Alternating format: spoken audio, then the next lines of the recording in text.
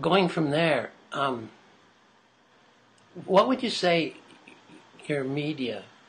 What media do you use? You mentioned watercolor. Is there others? And what about your theme, the general themes that you've progressed through and to where you are now? Yeah, it's sort of related. As I said, I started in watercolor, and then I began to paint watercolor a little more conceptually as time went on.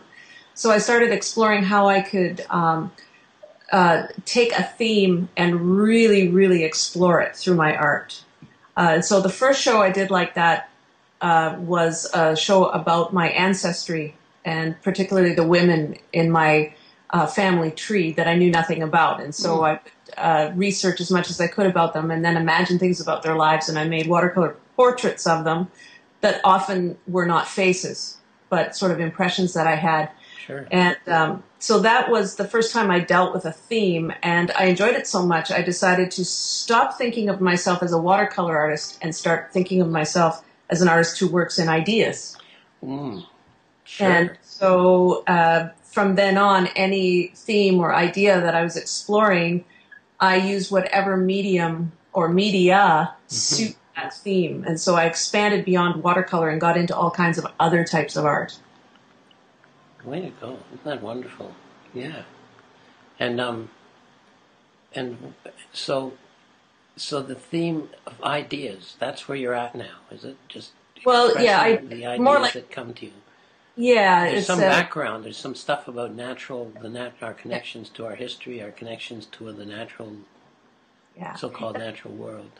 exactly. That seems to be anytime I work on a theme, and so I'll work on a theme for about 4 years. Yes. And I research it really thoroughly. I like the scholarly part of things, so I love to do research. I like to meet people who work in other fields and talk to them and learn from them. Wow. And it just seemed that over the years, my themes tended to be about history always, Yes. and about the natural world. And so I felt confident saying that really that's what my work is about.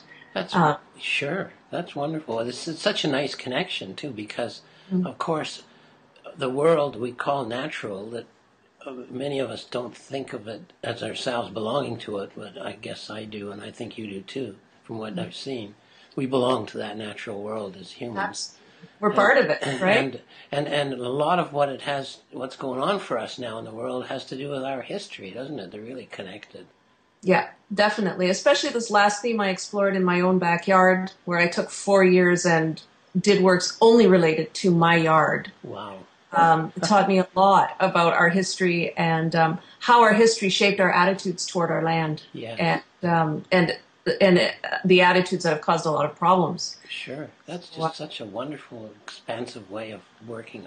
I hope everybody looks at your stuff and thinks about you include a lot of textual information on your website with your different pictures, which I really appreciated. I really thought that was a great thing to do. So it really fills out. Sure, in me, I guess.